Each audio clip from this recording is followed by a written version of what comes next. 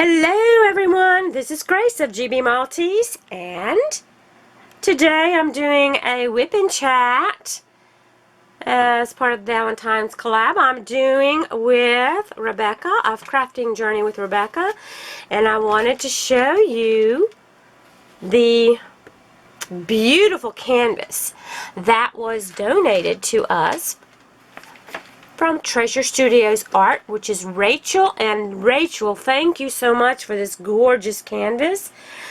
I love this so much, and as you can probably see, I've got quite a bit done on it.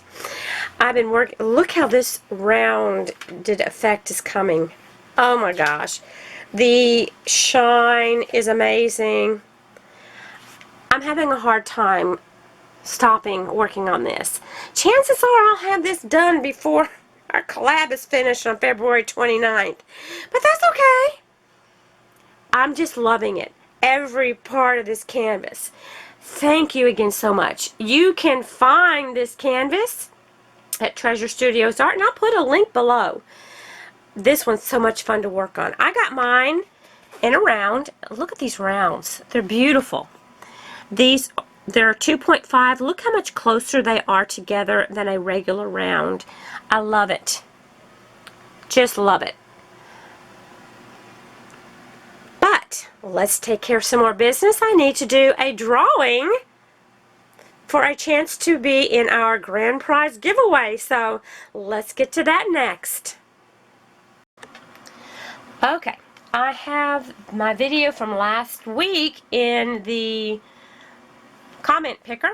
So you were to comment on the video that I did about different idiomatic phrases, and you were to tell me which one was your favorite, or tell me something about that particular idiom or whatever in your comment. So let's load those comments up and see how many we have.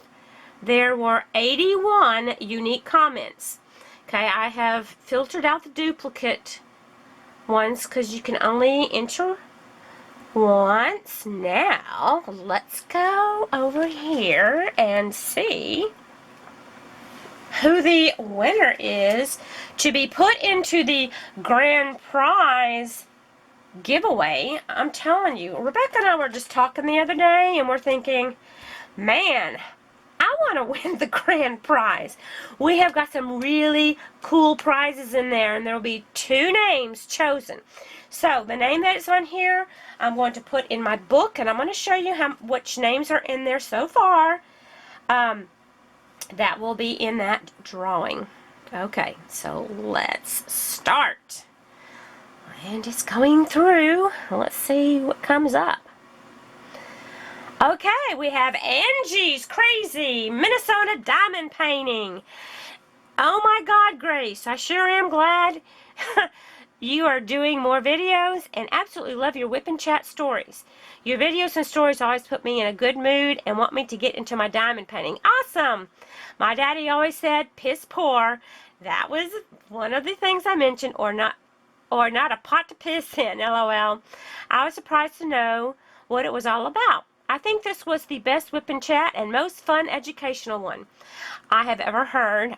So please do more just like this one, because it was so interesting. I just have to say, wow, Grace, you did it again. That bruise on your arm, yeah, and that bruise is getting better. I showed last week. You need to wear protective gear, and you're right. It isn't a video without a fun story about what you did, Grace. Okay, she has... So, Angie, I'm going to be writing your name down right now into my booklet. So let me write Angie's, and you can read the rest of her comment if you can see it. She wrote a lot. Thank you, Angie, for all the lovely things you have written.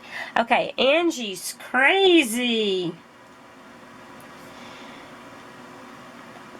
Minnesota, and she does have a YouTube channel. She's only got a couple of videos, but go give her a little encouragement. Okay, so as of right now, these are the ones that Rebecca has drawn on her channel. Becky Porter, and I hope I say this correct, Julie Millett, or Millot, or Milo. I don't know. I'm sorry, Judy. And then on my channel, I have drawn Allison McDermott. And then we have Angie's Crazy Minnesota Diamond Painting. So these names so far are going to be in the pot for the 2 grand prizes at the end. And we're talking a lot of stuff. And in just a moment, I'm going to show you the next thing that will be in that grand prize. So let me get that situated. Congratulations again, Angie, and all the other 3. These are the next 2 items that are going to go into the grand prize drawing. I purchased these 2 diamond painting pens. This gorgeous purple. I purchased these from Donnie on Diamond Painting Frenzy. That is her Etsy shop. And I chose plastic tips. So if you've never tried one, you can. I've also included a large straightener in there. So this will go for 1. And then I also have this one, which is, of course, pink, as you can see. It's the exact same type of setup with the plastic tip. Of course, you get a 3-placer, and then you get a large straightener. So these, I would have to say, these are my favorite types of pens to diamond paint with. They're lightweight, easy to hold in the hand, really, really nice. So this will be the next item that will be, you will be needing to listen to what to put to enter the drawing today. So keep watching, but this is the next item to go into the pot. If you're not sure what other items are in there, go back and watch mine and Rebecca's videos to see the other goodies that are in there.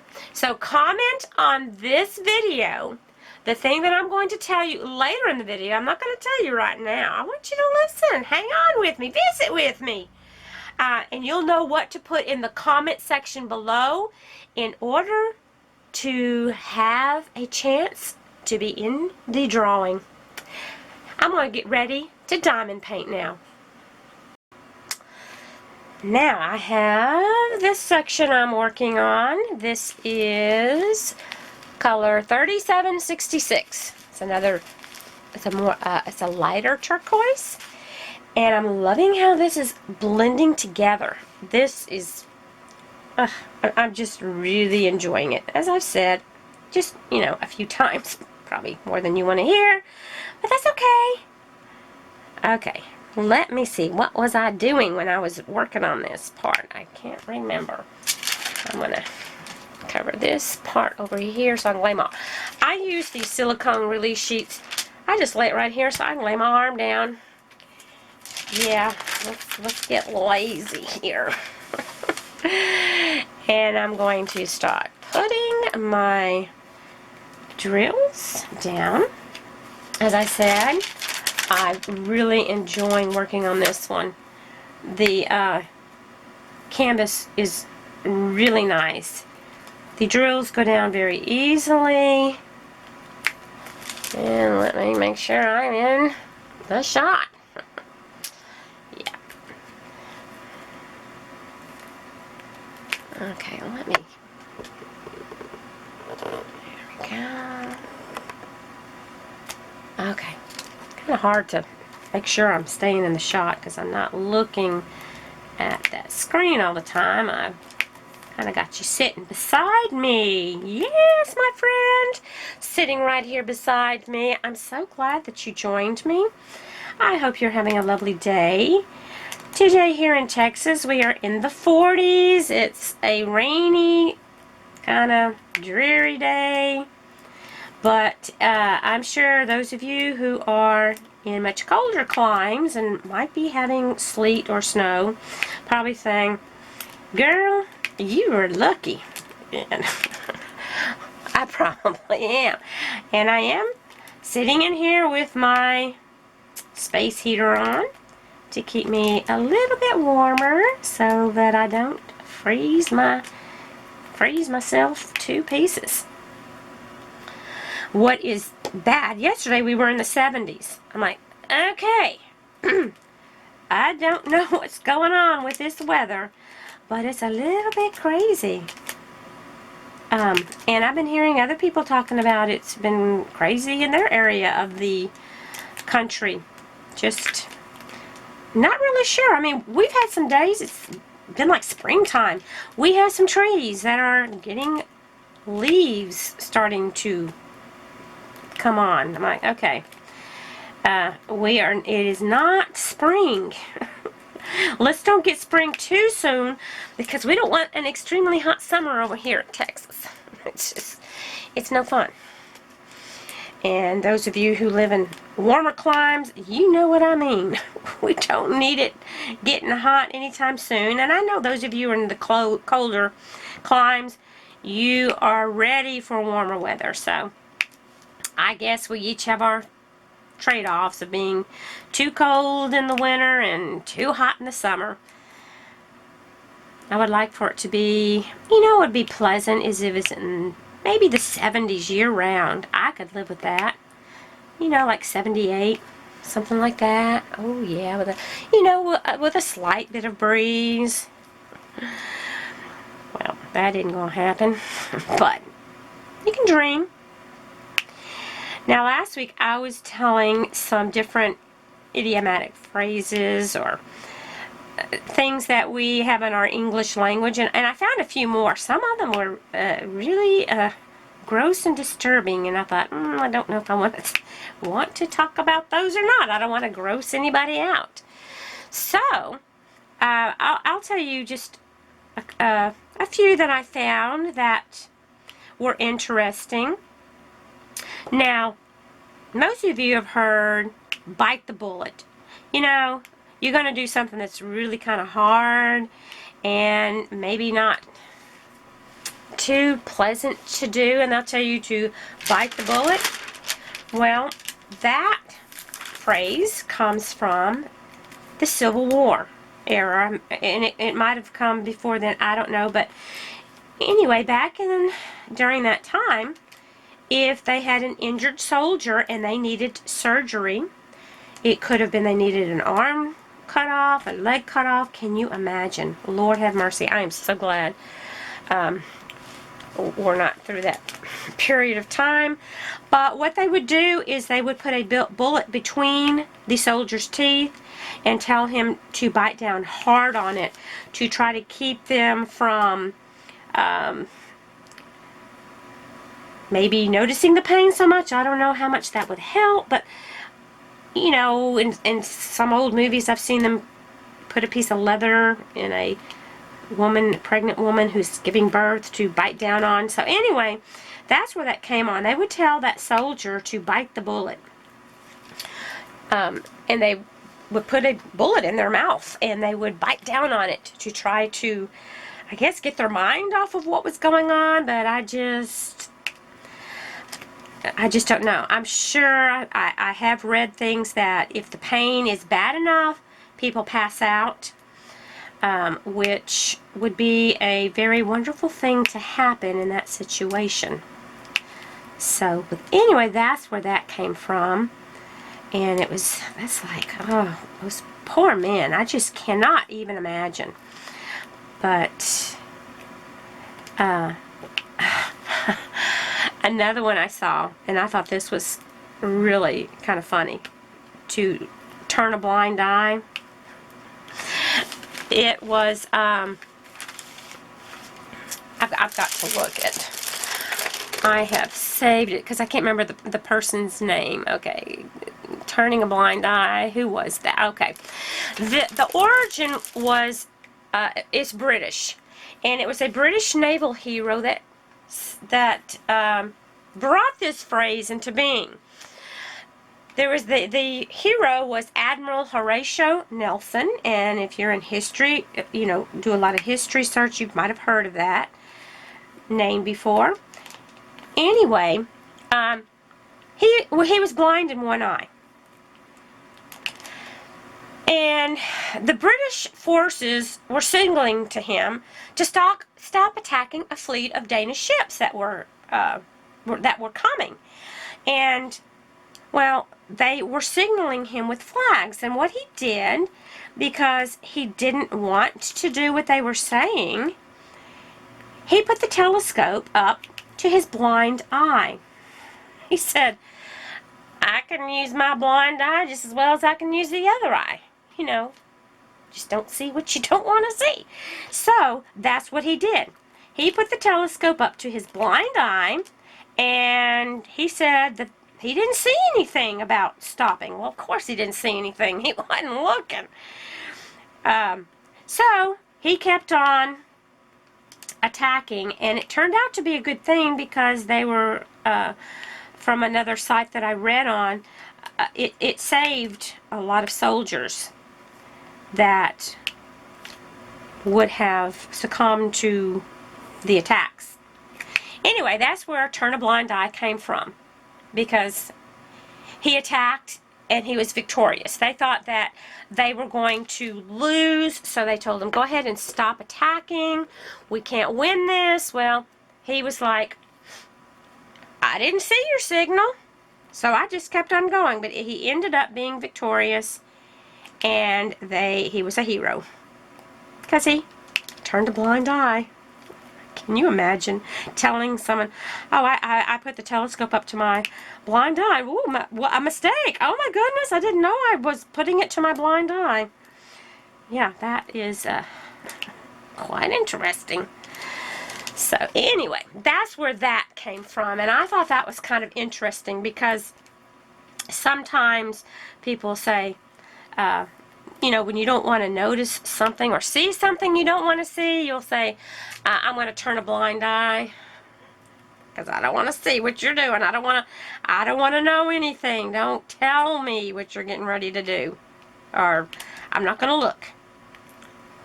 So basically, you're putting that telescope to your blind eye.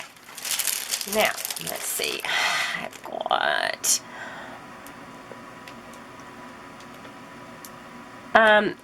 this one was interesting. Have you ever heard of buttering someone up? That means you're flattering them. It's like, oh my goodness, don't you just look absolutely gorgeous today? You're really buttering them up. Well, the origin actually comes from a religious act that took place in ancient India. And what they would do is the devout worshippers of these gods or whatever they were, they would throw butter balls. We'd get butter and I guess form it into some kind of balls or whatever, and they threw them at the statues of their gods, and when they did that, they were seeking favor and forgiveness from their gods, so they were buttering them up. So that's where that came from. I would have never dreamed that. Of course, a lot of the phrases we have, you think, if you think about it, and this, I taught ESL for several years, and when you would tell the kids some of our idiomatic phrases, they're like, what? They're going to take it literally. Butter someone up? Yeah, let's, get a piece of butter and rub it up and down their body. Oh, yeah. I would not find that very flattering if someone did that to me. But that's where it came from. So if you're trying to butter somebody up, that's where that phrase came from. And I'd find it fascinating with my students to teach them some of the idiomatic phrases. And I would ask them, what do you think it means? And they had no idea. Like, you're barking up the wrong tree. And I'd tell them, okay, well, that means that, you know, you come and ask me for money, and I'm going to tell you, you're barking up the wrong tree because, you know, I don't have any money to give you. So you're going to the wrong person. And that actually came from when they would hunt with the hounds, and sometimes an animal that they were hunting for would jump from that one tree into another tree, and the dogs didn't know it, and they would keep barking up that tree, which was barking up the wrong tree. They were wrong. So yeah, you'd be wrong if you said, hey, can I borrow some money? Because, no, don't. That's what I tell them. I said, I don't have any money to share. Sorry. But we had so much fun. I'd have them act some of the different things out. We had so much fun with the idiomatic phrases. And now that I'm looking up where some of these came from, it really makes it very interesting. But explaining it to them is very interesting. Mad as a Hatter. Now, a lot of times when I would hear that, I would think of Alice in Wonderland. That's one of my favorite books. I love Alice in Wonderland, and I like to get images of Alice in Wonderland. You know, it'd be nice if I could find one that isn't copyrighted. I'll have to look on some sites. I did see on Treasure Studios art that she has an artist that has done a rendition of the rabbit. He's kind of crazy looking, but I would love to get one of the Mad Hatter. He was one very interesting character. But anyway, that phrase did not come from that book. And I found that interesting because that's what I always thought. But it actually dates back to the 17th and 18th centuries, which was quite a while before the book was published. And they had something that was called Mad Hatter's disease. And what caused it was that the hat makers would make hats, and they used mercury in the hat felt to, I have no idea why they used it. It didn't say. But in 17th century France, this poisoning actually happened. People would wear these hats on their heads, the felt hats, and the mercury from that hat would, of course, seep into your skull, you know, your skin and into there.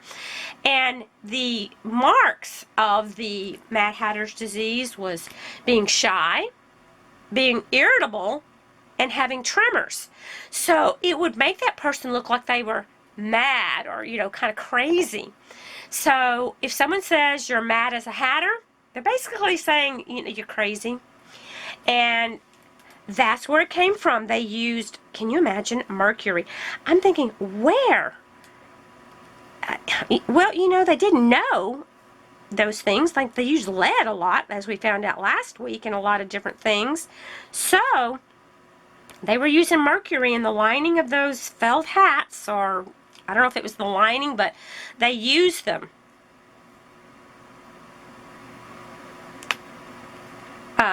For the hat felt. Mercury was used for the hat felt.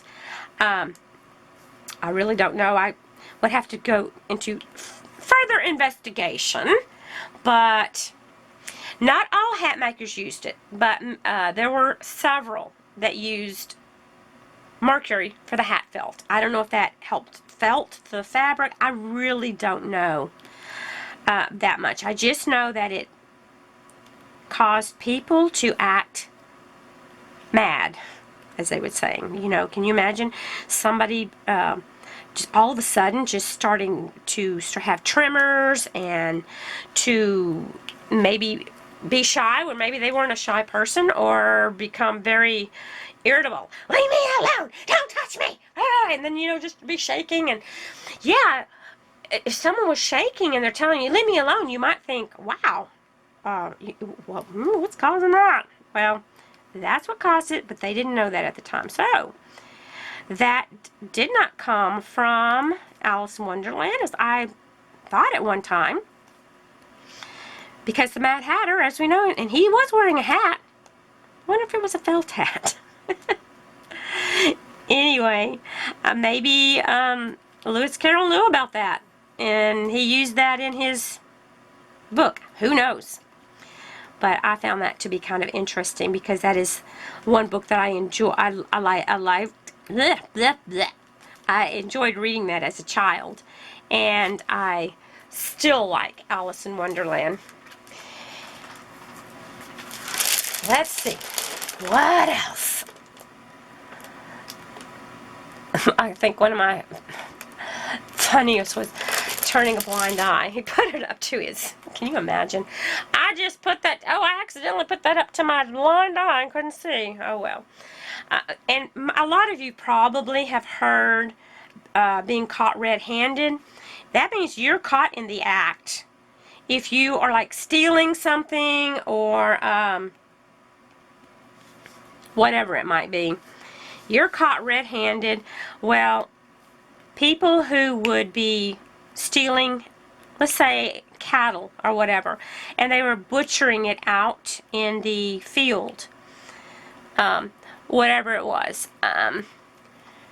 then you still had the blood on your hands. So that was, people were punished for butchering animals that didn't belong to them. Okay, yeah, that's stealing. So if they found them out there and they had blood on their hands, yeah, you've been caught red-handed. So how are you going to explain that away?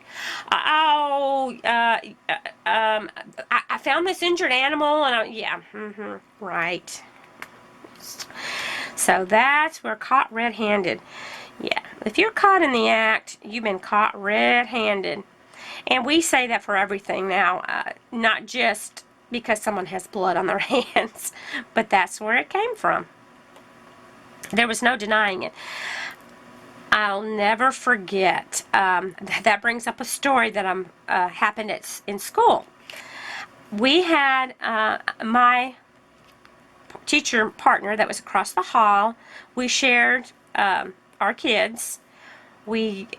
She would teach them science and math, and I was doing English, social studies, reading, and that type of thing. Well, were going to lunch, and her name was Barbara. She had forgotten something in her room, so we went back to her room to go get it. When we went in there, this little girl was behind Barbara's desk. This is 3rd grade, and all of a sudden, her head pops up. And she was in Barbara's purse. Barbara had her purse lying on the floor, and she was digging through her purse and had the wallet out. And I don't remember what story she tried telling us, but she was caught red-handed. There was a little bit of change on the floor. When you're teaching school, you do not take money with you to school. You might have a few cents, to use in the Coke machine or whatever. No, teachers don't get free Cokes. You don't get free lunch. When you're teaching school, you have to buy your lunch, just like everybody else. There are no favoritism over there. But anyway, she was caught red-handed, and I'll never forget. I can still see her to this day, and this was a long time ago. I can still see her popping up because she had been in there digging around looking for money. Thought we had gone to lunch. And, yeah, if we hadn't gone back in there, well, it had just been a few cents, but we'd had never known who it was. So, yeah, she was caught red-handed. Have any of you caught anyone red-handed? Or have you been caught red-handed doing something? Excuse me. Oh, yesterday. I have problems with allergies, and my allergies can get my asthma triggered. Certain times of the year especially is worse. Well, yesterday, our neighbor we are out of the city limits, okay? I live in a small town, and I'm out of the city limits, and you can burn stuff on your property. Some people burn things in barrels. We don't. I'm very allergic to smoke. So, our neighbor was burning trash. I think it was either leaves or limbs from trees. I'm not sure what they were burning. But yesterday was quite a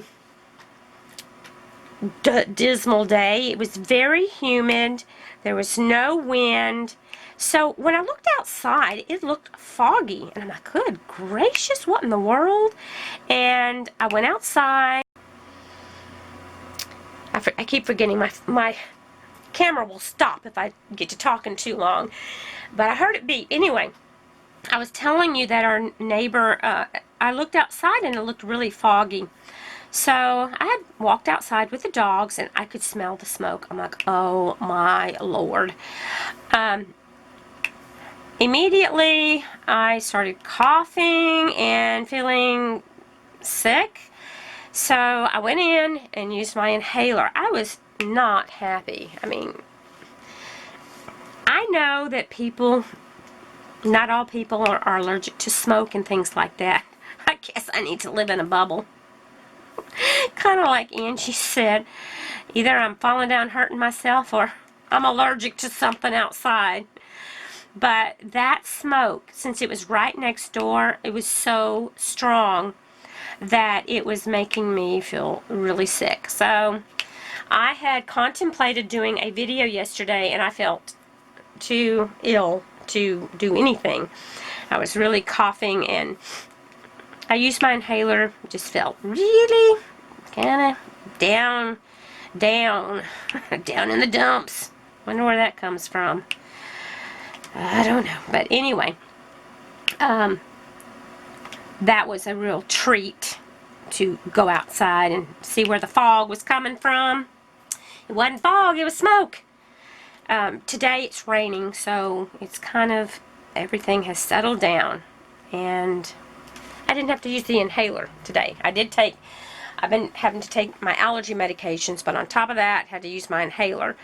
I hate having to use that thing if I don't have to, because sometimes it kind of makes you jumpy. But yesterday, it wasn't too bad. It just was one of those things, had to be done, you know. We all have our different things, illnesses or whatever. Oh, this is another thing that I found. Let me... I've got my laptop in here just to remind me of some of the sayings that I looked at. I'm not reading them because that's kind of boring for me to just sit here and read to you. I just glance at it to remember what I had. Oh, now what is wrong with this? Come on. Stop it, computer. Stop it. Okay, have you ever heard, give a cold shoulder? Okay, if someone gives you the cold shoulder, that means you really don't want them there. You're kind of wanting them gone. And so you kind of ignore them. Well, back in medieval times, yeah, a lot of these things take place back in the medieval times. This was in medieval England. And people would invite guests over and they would have these big meals, food. Now, if you were not a favored guest, or if you were someone, you maybe have overstayed your welcome and you needed to go on and go home, what they would do is they would give the guest a cold piece of meat. Usually they serve the meat nice and hot, and people would be eating it and enjoying it. Well, if you received a cold piece of meat that was the shoulder part of the animal, whether it happened to be from pork or beef or whatever, if the guest thought, you know, it's time for you to get out of here, yeah, you would be served a cold shoulder, literally. A cold shoulder of meat. And if you were served that cold shoulder, that was your way of knowing it's time for you to leave. You're not wanted here any longer. Maybe you've overstayed your welcome. So, you know, you could slyly do that to someone and they wouldn't even know it. Because here, these days, you know, sometimes we eat our meat cold. Especially if you're going to put it in a sandwich or something. So, I thought that was interesting. So, if you give someone the cold shoulder, and all of you have probably seen or maybe have experienced it, or maybe you didn't do it but thought about doing it. How can I get rid of this person? I wish they would. I don't, that's just rude, okay? To give someone the cold shoulder. But it would be somebody, I guess, who maybe they'd been there staying a couple of weeks. Who knows, you know, back in the day, what they did. But that is how you let someone know, you know, it's time for you to go home. Here's you a cold piece of shoulder meat. So if they served it to you raw, I read this in another one. If you were served a raw piece of shoulder meat, yeah, you really, really they wanted you to leave. They wanted you gone like now. So that was another interesting little thing. Oh, letting your hair down. This one wasn't as interesting as some of the others, but when I think about letting my hair down, we don't just think about it as our hair now. We think about, I'm going to let my hair down. I'm going to get comfortable. But this comes back, back when, you know, ancient times when women had to wear, they wore their hair up all the time in these fancy hairdos. So you know that could not be comfortable. So when they were able to go home and finally let their hair down, that was known as they were able to get relaxed and comfortable. But they couldn't do that until they were home and nobody else was going to be coming around. You were not to be seen with your hair down. Some places your hair shouldn't even be showing. So, yeah, let your hair down. And I hope you're letting your hair down right now and you're getting real comfy while I'm telling these little tidbits. Some of them are a little more interesting than others. A lot of you last week were commenting on the Saved by the Bell. That one was really creepy. That's still kind of creepy to me. And not being able to throw the baby out with the, don't throw the baby out with the bathwater. Can you imagine? Oh, goodness. Not having enough, not having hot water. So what really got me was that the women had, well, the babies were the last to get the bath. Men were first getting their bath. And then come all the men. Okay, got to take baths first. And then come the women. Then come the children. Then comes the baby. That is just, that really made me feel like sick. I'm like, okay, my baby's going first. So do any of you know of an interesting one that you'd like me to look up? Or maybe you know one that you have heard. I found a couple others. There was one that was really gross, and I don't even want to say what it was because it made me sick. So I'm not going to mention that one. It was just disgusting. I'm like, people back in the day could be quite morbid and do some things that were just gross, I guess you might say. Let's see if there was another one. I think that's enough for this week. I don't want to totally bore you with these things, but several of you told me that you found it interesting, and if I can find more, I will.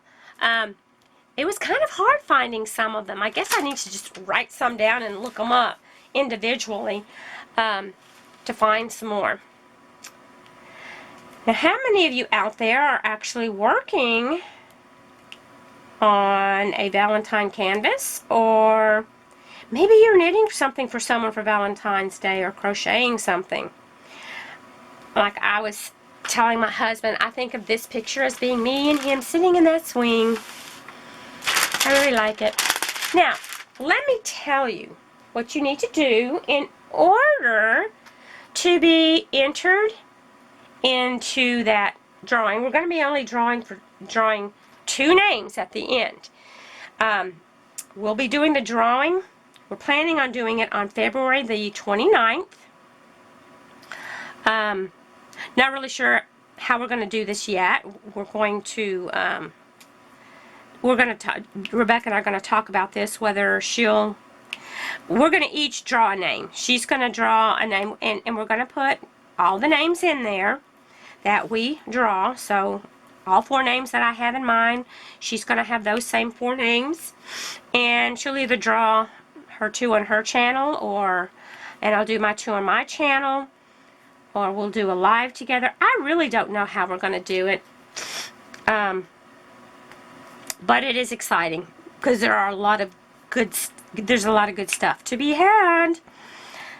See if I can sneak my name in there. I'm just joking. Okay, let me, I want you to tell me, okay, we've got Valentine's Day coming up.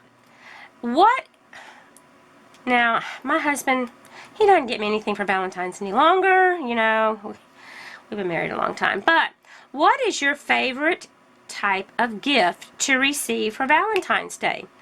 For example, do you like to receive chocolates? Do you just like to receive a card?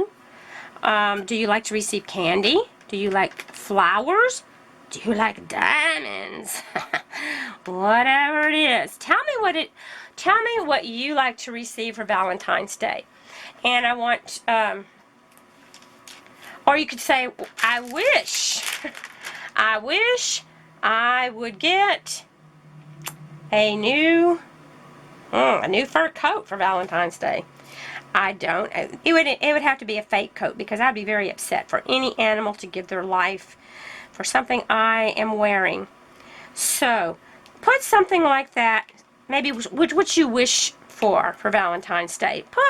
I wish that I would get a dozen red roses, pink roses, yellow roses. For me, I wouldn't mind. For Valentine's Day, I wish I was getting another big canvas from Treasure Studios Art. I love this one so much. So whatever it is you wish, I want you to put that in the comment below. So tell me, what do you wish someone would give you for Valentine's Day?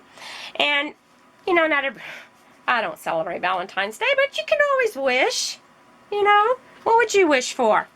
For Valentine's Day, I wish...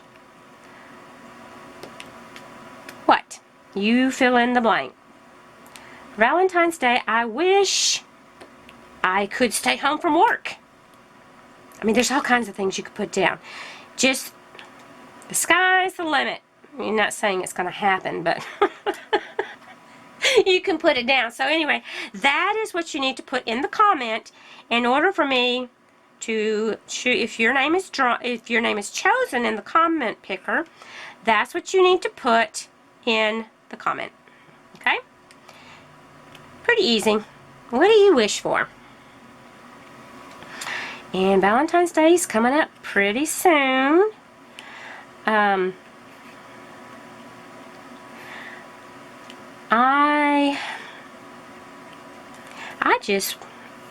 I just wish everybody have a lovely Valentine's Day. Whatever you want to wish. It doesn't have to be anything that even costs anything. I wish I would, I think the cards are really cute. Oh my gosh. Valentine's Day at school, especially elementary school, that is one huge deal with the kids.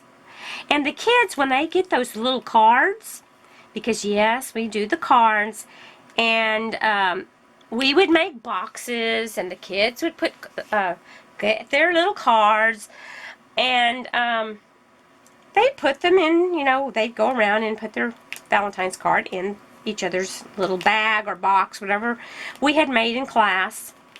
And those kids took those things seriously. Look what they put in mine. Look what they put in mine. The one rule that I did have for my kids for Valentine's Day is they had to put something in everyone's box. I said, you know, that hurts people's feelings if you just skip them just because maybe for some reason you don't like them. I don't know. But I said, okay, if you're going to do Valentine's, either do for everybody or just don't, just don't pass out any. You don't have to pass them out. Some people don't want to do it. They don't have to. But I said, that's very hurtful to the person who doesn't receive something. And then everyone looks at them and like, ooh, yeah, they do that. Ooh, you didn't get one from so-and-so. They must not like you. And it has nothing to do with liking someone. It's friendship, okay? And now when teaching junior high, that gets to be a whole new object there, because the schools got to where they would not let things be sent to the students at school, because there would be flowers, balloons, teddy bears, all kinds of stuff would be being sent during the school day. And some kids are allergic to latex balloons, so usually balloons now in most schools, latex balloons are not allowed. So if they do, sometimes they just wouldn't let anything be sent to the school. And then other times they would say, okay, you can have things delivered to the school, like for your child or whatever, but the kid would not be allowed to pick it up until the end of the day. But most of the time, they just quit letting people send things up to the school because it would make kids feel bad. Now, that didn't stop kids from bringing teddy bears to give to their girlfriend or to their friend. They'd bring them to the school, bring them with them to school, and give them stuff. And that, you can't stop that.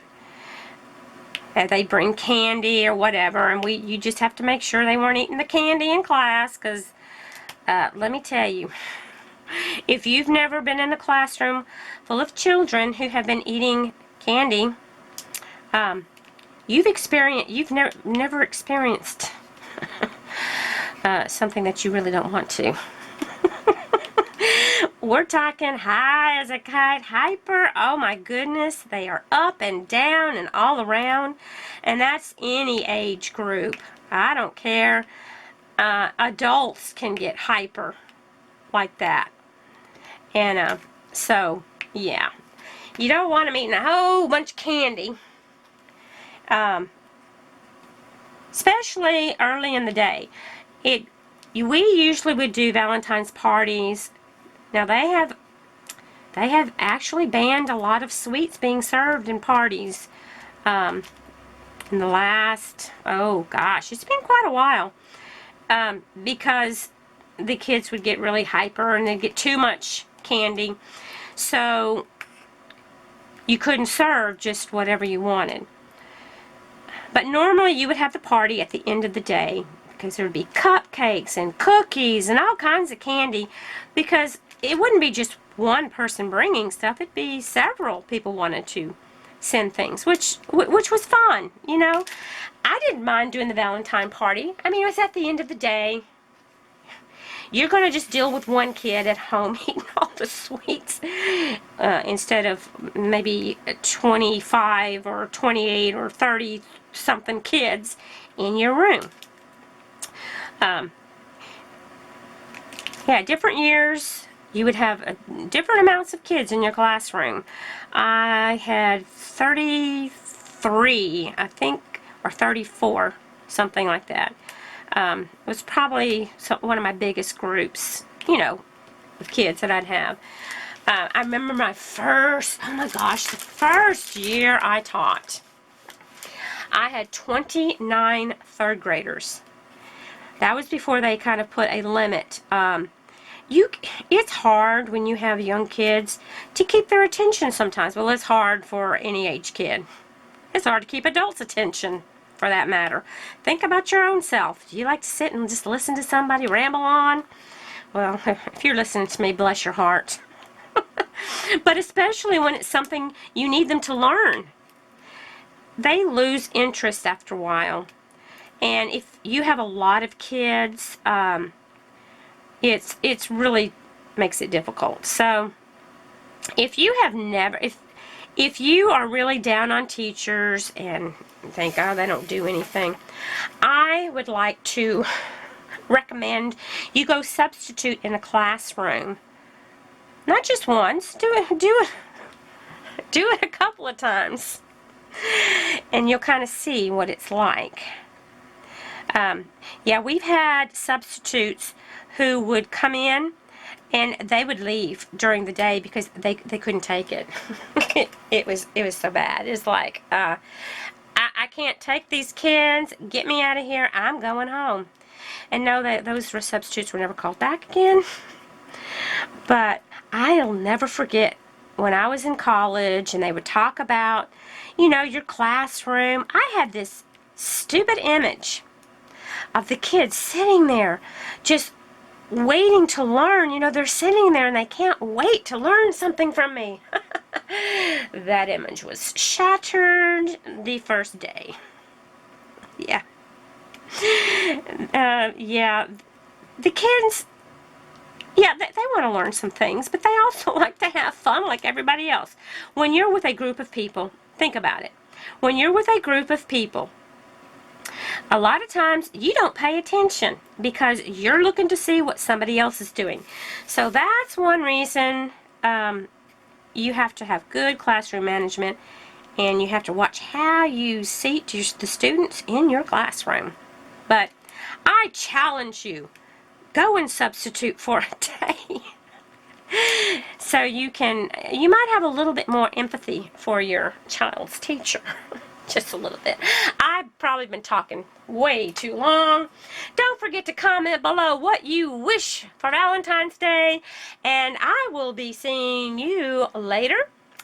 Go check out Crafting with Rebecca's channel on Saturday night. She's having a special guest. Her Rebecca's live is going to start at 7 o'clock p.m. Saturday night, and at the 8 o'clock, when that first hour is going to be devoted to our Valentine's collab, and in the second half at 8 o'clock Central Standard Time, Saturday evening, or Saturday night, she is going to have a guest. She's going to have Rachel from Treasure Studios Art on their live. She's inviting her into her chat, into her live, and she's going to talk about some new diamond paintings they have and what's going on with China and what you can look for in the future. So go check that out. Go check out Rebecca's she did her Saturday night. You need to go make a comment on her video. Go watch it and comment and see what she's got for her giveaway that's going in our grand prize, because we're giving 2 of everything. So she'll have one thing that I show, and I'll have one thing that she shows. So stay tuned as we continue with our Valentine's Day collab. Hope you're having a wonderful, super, beautiful, fantastic day, evening, night, morning, whatever it is. Love you guys, and you take care. Bye.